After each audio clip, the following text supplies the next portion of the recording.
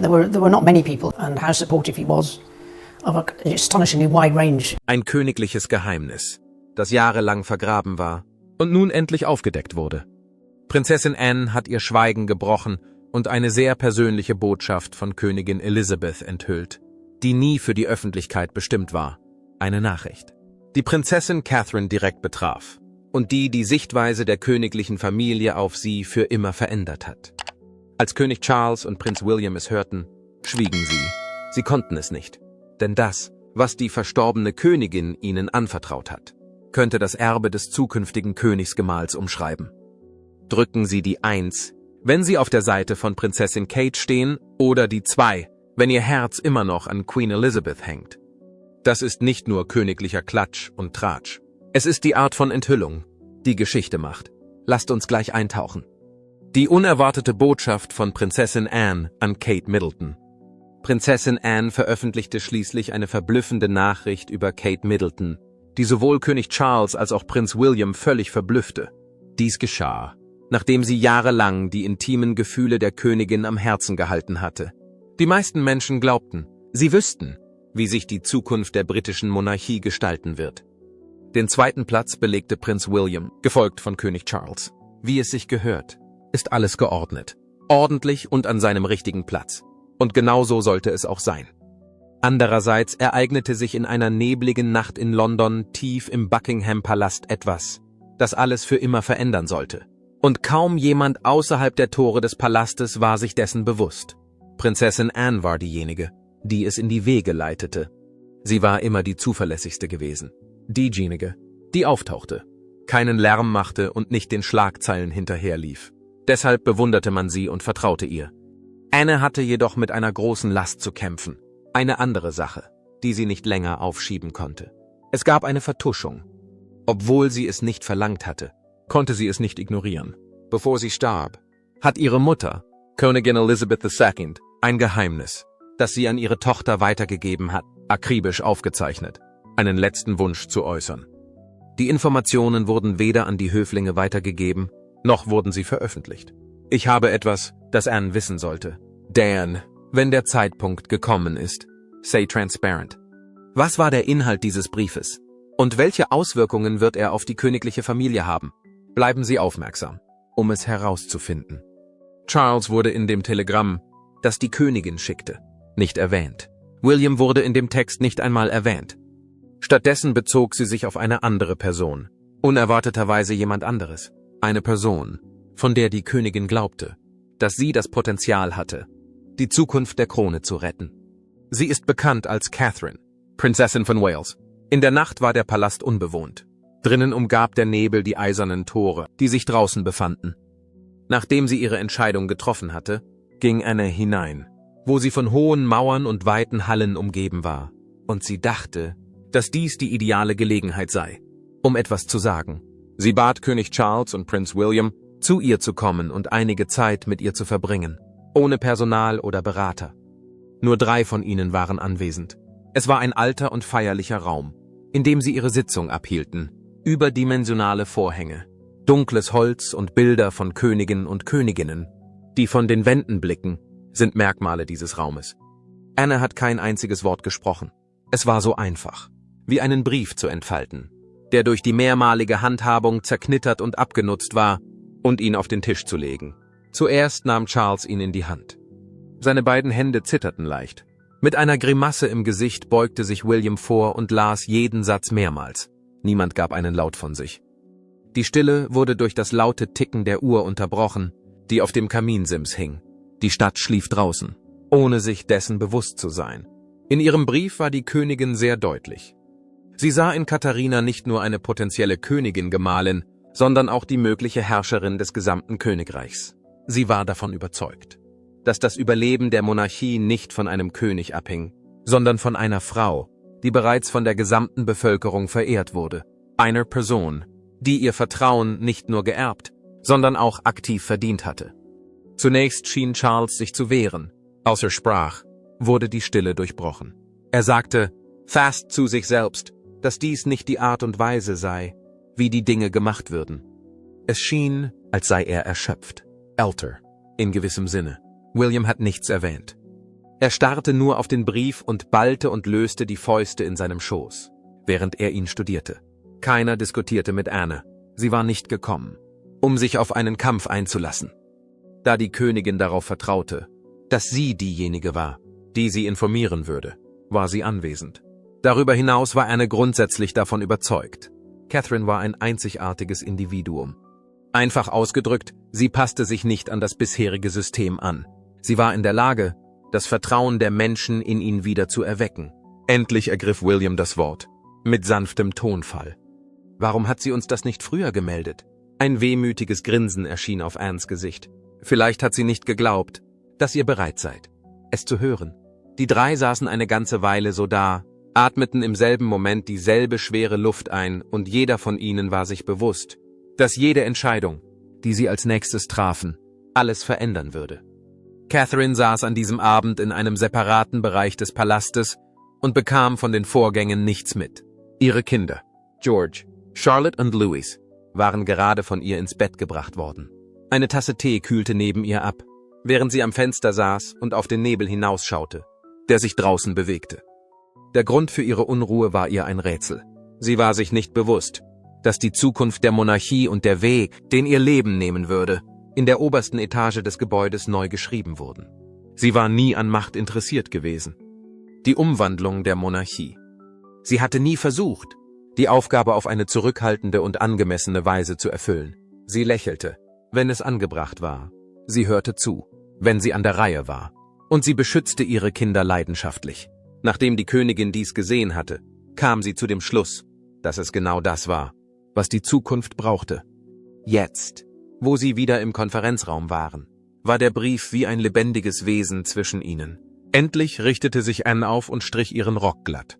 Sie wartete nicht darauf, dass Charles oder William ihr Einverständnis gaben. Sie war sich der Wünsche bewusst, die ihre Mutter gehabt hätte, die Gefahr, die man eingeht, um die Wahrheit zu sagen. Sie sagte mit leiser Stimme, dass die Welt sich verändert, egal, was wir entscheiden. Wenn wir uns nicht darauf einstellen, werden wir immer weiter zurückfallen. Ich erhielt keine Antwort. Dennoch begann sich inmitten der Stille eine Entscheidung abzuzeichnen. Mit leiser Stimme, mit Hartnäckigkeit. Eine Analogie wäre der erste Schimmer von Licht in der Morgendämmerung. Die Monarchie, die die Welt zu kennen glaubte, war bereits im Begriff, sich zu verändern. Nicht durch eine feurige Ansprache, nicht mit viel Fanfare. Dennoch, mit nur einer Nacht. Eine Wahrheit, die geflüstert wird. Und es gab eine Frau, die nicht ahnte, dass sie in die Annalen der Geschichte eingehen würde. Die folgenden Ereignisse werden sie überraschen.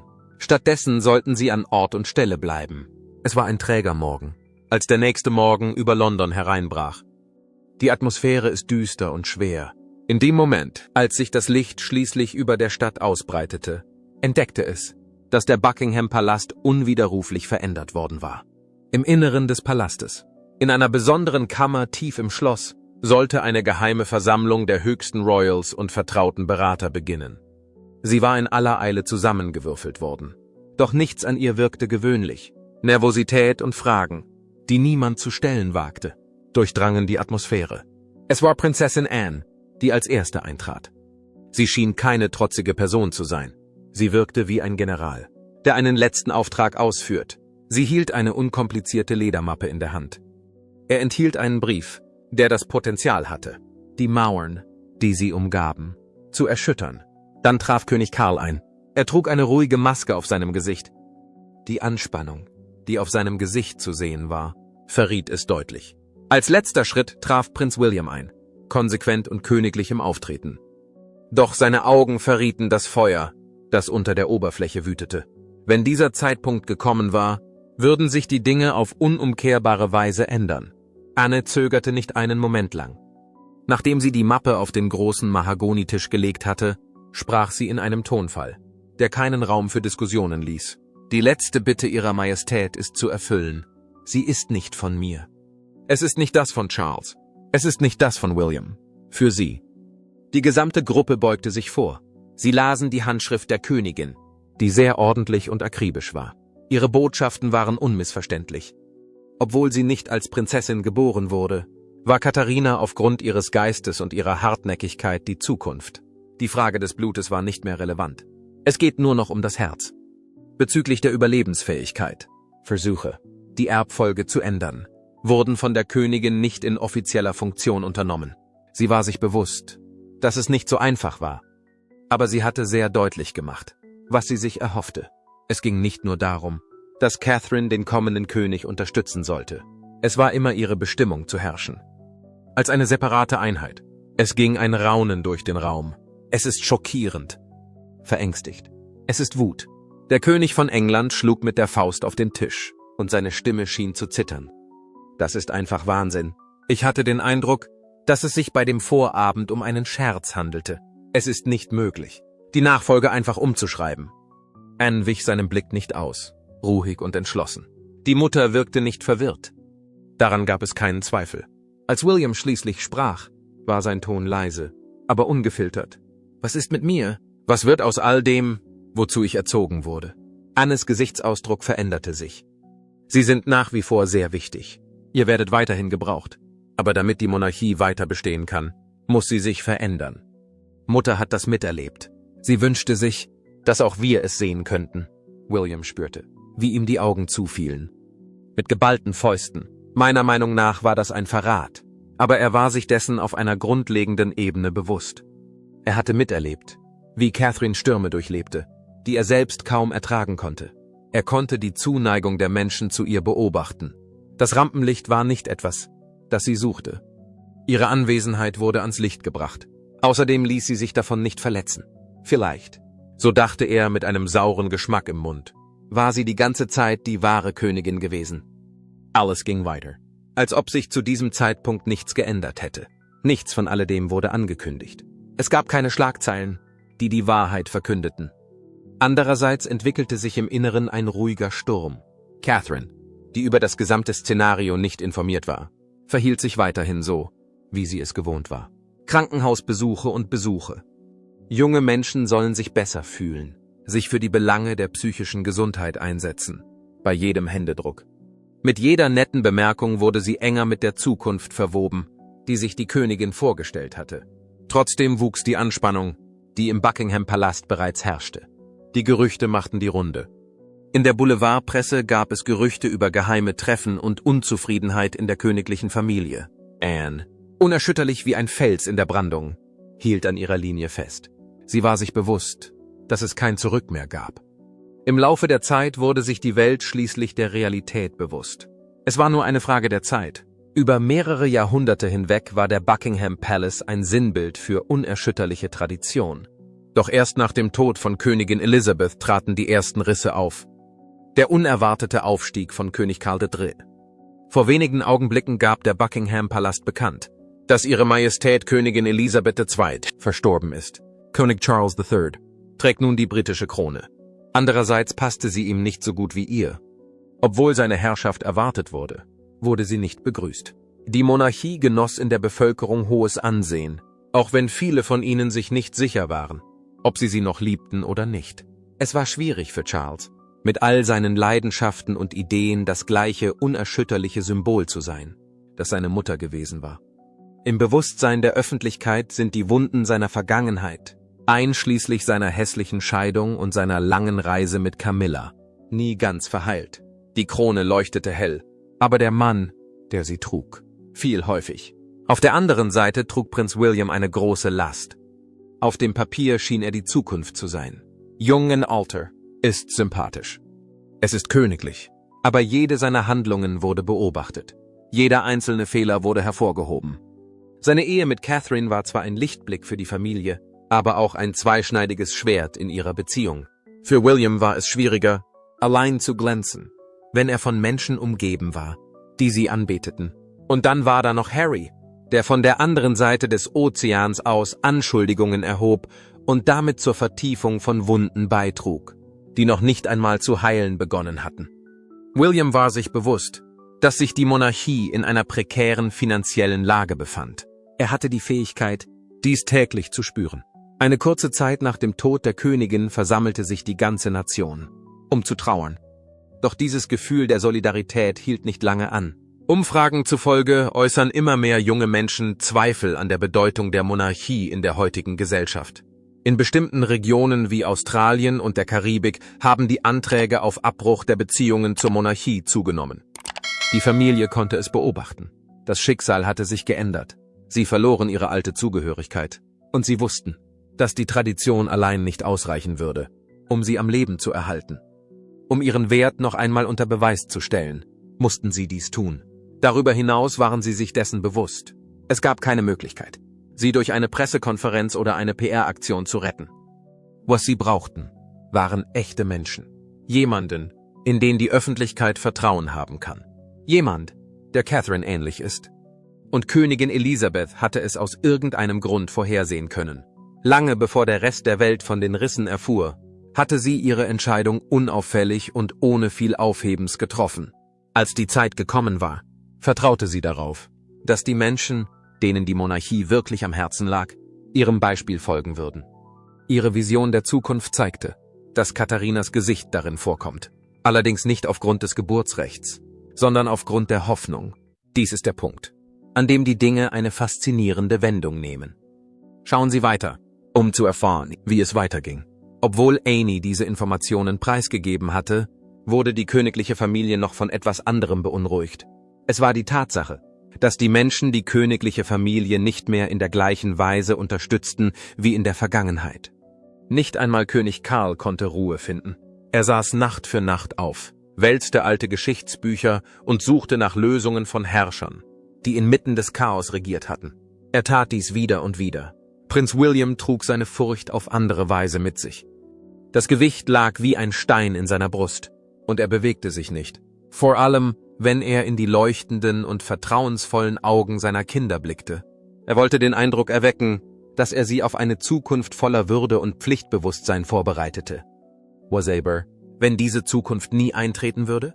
Andererseits reagierte Catherine auf ihre eigene Art und Weise auf das Ereignis, indem sie es gelassen hinnahm. Sie war sich bewusst, was geschah. Es war ihr klar, dass sich die Welt weiterentwickelte, unabhängig davon, ob der Palast darauf vorbereitet war oder nicht. Was sie zu der Person machte, mit der niemand gerechnet hatte, war ihre Gelassenheit, ihre Unverwüstlichkeit und die Tatsache, dass sie kein Machtstreben hegte. Sie war vielleicht das, was die Krone am meisten brauchte. Sie strebte nie in irgendeiner Weise nach der Krone. Es ist möglich, dass dies der Grund dafür ist. Die Kreatur verfolgte sie nun. Zu diesem Zeitpunkt war die Fassade der Monarchie nach außen hin noch unverändert. Ereignisse wie Zeremonien, offizielle Bankette und Fotos der königlichen Familie. Doch unter der Oberfläche vollzog sich eine Veränderung, mit der man nicht gerechnet hatte. Entlang einer langsam schwelenden Verwerfungslinie nahm der Druck zu, und es drohte, die Fundamente des Palastes zu erschüttern.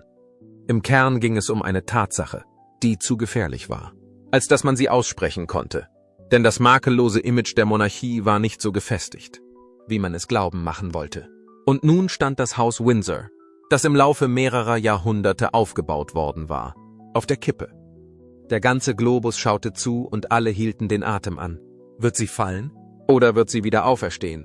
Nicht durch Blutlinien oder Regeln, sondern durch die stille Stärke einer Frau, die nie um eine Krone gebettelt hat, die sie aber vielleicht besser trägt als alle anderen, die vor ihr da waren? Nun, finden wir es heraus. Das Sprichwort besagt, dass nichts unendlich lange verborgen bleiben kann. Einige königliche Mägde, die alles, was im Palast vor sich ging, überwachten und belauschten, waren letztlich dafür verantwortlich, dass der Wunsch der Königin denjenigen, die sich außerhalb des Schlosses befanden, mitgeteilt wurde.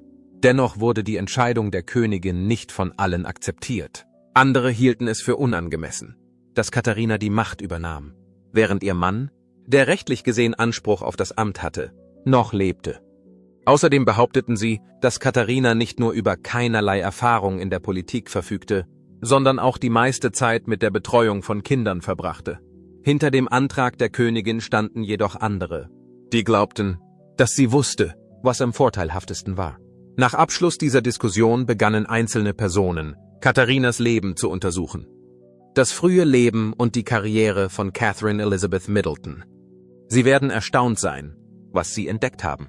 Das Royal Berkshire Hospital in Reading war der Ort, an dem Catherine Elizabeth Middleton am 9. Januar 1982 geboren wurde, wie die Ermittler zu Beginn ihrer Untersuchung herausfanden. Ihre Familie lebte nicht in Schlössern und trug keine Kronen, als sie aufwuchs. Aber sie lebten gut und legten großen Wert auf harte Arbeit.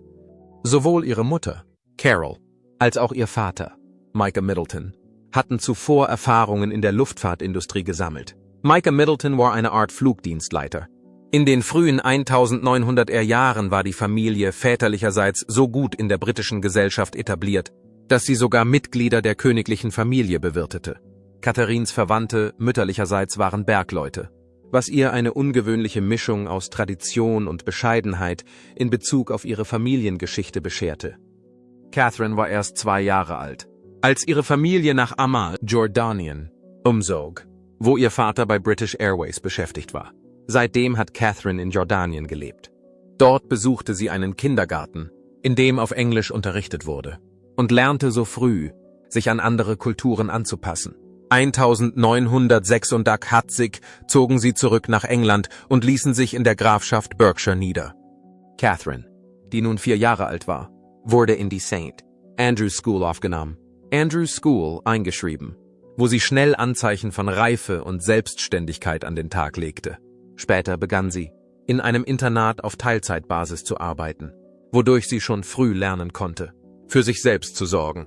Im Jahr 1987 ereignete sich ein bedeutendes Ereignis. Carol, Catherines Mutter, hat ein Unternehmen namens Party Pieces gegründet, einen Versandhandel für Partyartikel. Was als kleines Unternehmen begann, hat sich zu einem profitablen Geschäft entwickelt, das es Catherine und ihren Geschwistern ermöglicht hat, außergewöhnliche Bildungsmöglichkeiten zu nutzen. Noch wichtiger ist jedoch, dass Catherine dadurch gelernt hat, wie wichtig Ausdauer und Geduld sind und wie wichtig es ist, etwas Bedeutendes von Grund auf aufzubauen. Im Jahr 1995 zog die Familie Middleton nach Bucklebury, einer ruhigen Gemeinde inmitten der Natur. Nachdem sie verschiedene Einrichtungen besucht hatte, entschied sich Catherine schließlich für das Marlborough College, wo sie sich voll entfalten konnte. Sie war nicht einfach eine weitere Studentin in Marlborough, sondern eine Lehrerin. Als Kapitänin des Feldhockey-Teams der Mädchen wurde sie für ihre Führungsqualitäten bekannt, insbesondere in dieser Funktion. Außerdem absolvierte Kate Middleton während ihrer Schulzeit erfolgreich die strenge Goldauszeichnung Duke of Edinburgh, die sie als motiviert, fleißig und bescheiden ausweist. Während dieser Zeit unterzog sie sich auch einer kleinen Operation, um eine Geschwulst an ihrem Kopf zu entfernen. Sie kehrte jedoch ohne weitere Komplikationen zu ihrem Studium zurück.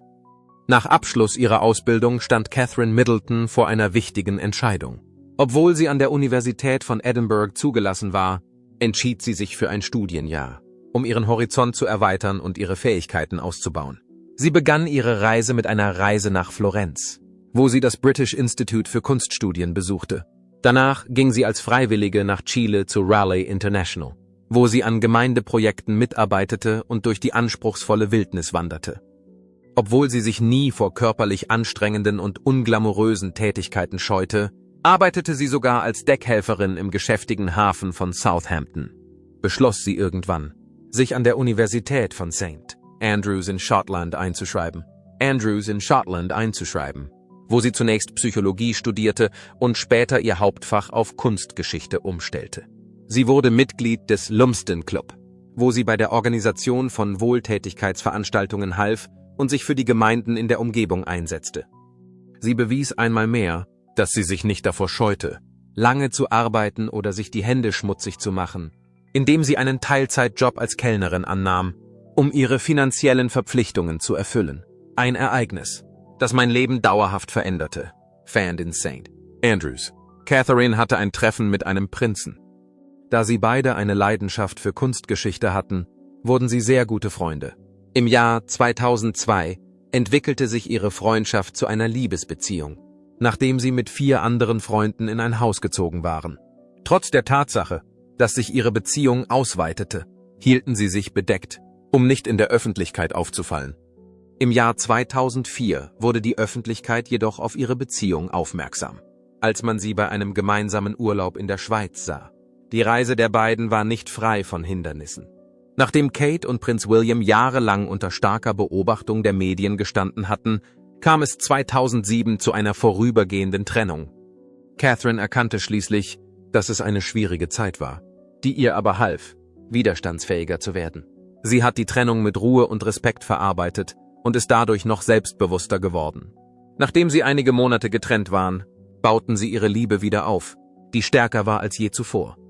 Catherine war während ihrer langen Beziehung der öffentlichen Kritik ausgesetzt und erhielt von der Boulevardpresse sogar den Spitznamen Waity Katie. Aber sie ließ sich nie aus der Ruhe bringen. Sie verlor weder die Fassung noch die Anmut oder die Konzentration auf ihren eigenen Weg. Im November 2010 gaben die beiden ihre Verlobung bekannt.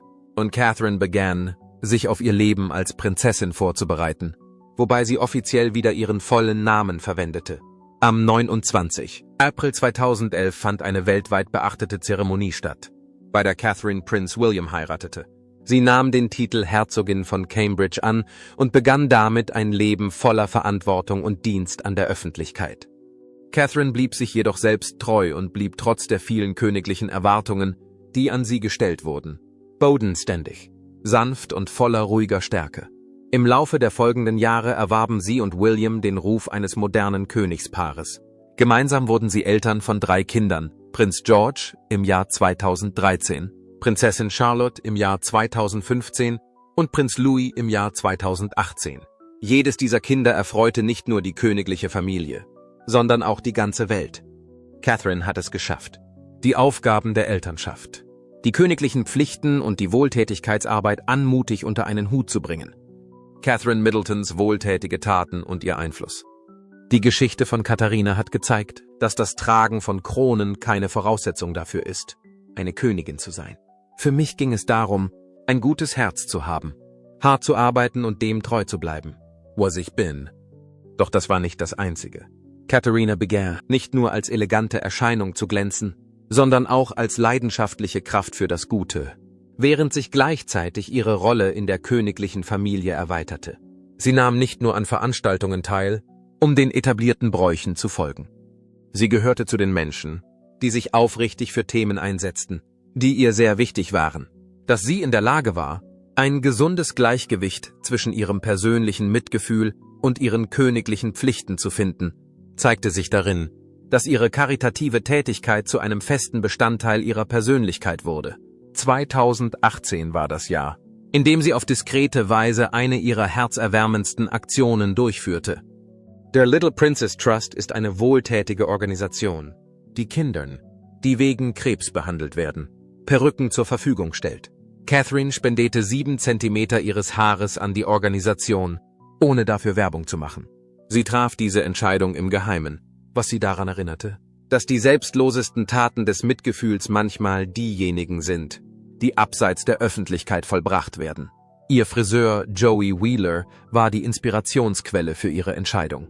Die Tat war unkompliziert, aber tiefgreifend und entsprach der bescheidenen Freundlichkeit, die sie im Laufe der Jahre an den Tag gelegt hatte. Zahlreiche Menschen glaubten, dass das alles nur für die Kamera gemacht wurde. Dem war aber nicht so. Denn Catherine hatte sich schon vor ihrer Hochzeit mit Prinz William ausgiebig für wohltätige Zwecke engagiert. Später im selben Jahr veranstaltete Catherine Middleton einen Wohltätigkeitsrollentanz, der insgesamt 100.000 Pfund für das Oxford Children's Hospital und Mental Health Initiatives einbrachte. Außerdem organisierte sie eine Fotoausstellung, um Geld für das Kinderhilfswerk der Vereinten Nationen UNICEF zu sammeln. Ihre frühen Erfahrungen in der Arbeit mit kranken Kindern und beim Besuch von Hospizen haben sie nachhaltig geprägt und schließlich dazu geführt, dass sie heute eine Königin ist, die sich dafür einsetzt, das Bewusstsein für die Probleme von Kindern und die psychische Gesundheit zu schärfen. Catherines Engagement schien nur noch stärker zu werden, als sie zur Herzogin von Cambridge ernannt wurde. Anstatt Hochzeitsgeschenke anzunehmen, beschlossen sie und William nur wenige Monate nach ihrer Hochzeit, einen Wohltätigkeitsfonds zu gründen. Die Stiftung sollte 26 verschiedenen Gruppen finanzielle Unterstützung gewähren. Infolge der Enthüllung dieser Erkenntnisse bekundeten nun einige Personen, die zuvor die Entscheidung der Königin missbilligt hatten, ihre Bewunderung für Catherine. Doch damit war die Geschichte noch nicht zu Ende. Die nächste Frage, die sich den Beobachtern der königlichen Familie stellte, war diese. Können Sie sich vorstellen, wie William sich fühlen würde, wenn er mit ansehen müsste, wie seine Frau ihm etwas wegnimmt, wofür er so hart gearbeitet hat? Der Schmelztiegel, den William ertragen musste, war sein eigener. Die Informationen, die er über Catherine erfahren hatte, hatten eine Wunde verursacht, die er nicht zu heilen vermochte. Seine Liebe zu ihr war ungebrochen. Und er respektierte ihre Tapferkeit und Großzügigkeit in einem Maße, das er nicht in Worte fassen konnte. Aber die Tatsache, dass sogar seine Großmutter Katharina und nicht ihn als die Zukunft der Monarchie angesehen hatte, nagte an seinem Selbstvertrauen. Catherine war diejenige, die als künftige Königin anerkannt worden war. Alice was her Tat, warf Fragen auf. War er ausreichend? Vielleicht war er zu vorsichtig und zu sehr von den unerfüllbaren Erwartungen belastet, die er seit seiner Jugend in sich trug. Plötzlich betrachtete er Catherine mit anderen Augen. Aber nicht mit Hass, sondern mit Verwunderung und einer gewissen Verehrung, die mit Schrecken verbunden ist. Sie hatte keine Bitte geäußert. Um es einfach auszudrücken, sie war sie selbst gewesen. Und auf irgendeine geheimnisvolle Weise hatte das ausgereicht, um nicht nur die Zuneigung eines Volkes zu gewinnen, sondern auch das Vertrauen einer Königin, die im Laufe ihrer Herrschaft den Aufstieg und Fall vieler Herrscher erlebt hatte. Andererseits sticht ein Punkt aus all dem heraus. Dies ist Katharinas Reaktion. Viele hatten erwartet, dass sie auf die Anfrage der Königin einfach mit einem Ja oder einem Nein antworten würde. Selbst König Charles und William waren von ihrer Antwort überrascht, als sie gefragt wurden, ob sie bereit sei, die mit dem Amt verbundene Verantwortung zu übernehmen. Sie sagte ruhig und eindringlich, dass es zwar der Ehrgeiz vieler Menschen sei, die Monarchie zu führen, dass es aber auch das Ziel jeder Frau sei, den Frieden in ihrem Haus zu erhalten. Daher braucht sie etwas Zeit, um über die Angelegenheit nachzudenken, auch wenn Catherine noch keine endgültige Antwort gegeben hat. So hat ihre Reaktion doch deutlich gemacht, dass die Königin die richtige Wahl getroffen hat, indem sie eine Person ausgewählt hat, die in der Lage ist, die anspruchsvollen Anforderungen der Krone mit den sensiblen Anforderungen der königlichen Familie in Einklang zu bringen. Was glauben Sie? Hat Queen Elizabeth in Kate gesehen, was andere übersehen haben? Lassen Sie es uns in den Kommentaren wissen. War es Ihre Anmut, Ihre Stärke oder Ihr Schweigen? Gefällt Ihnen dieses Video? Wenn Sie glauben, dass Catherine bereit ist, die Führung zu übernehmen, und abonnieren Sie es, um weitere königliche Wahrheiten zu erfahren, von denen der Palast nicht erwartet hat, dass wir sie kennen. Vielen Dank fürs Zuschauen und denken Sie daran, manchmal sprechen die mächtigsten Stimmen noch lange, nachdem sie verstummt sind.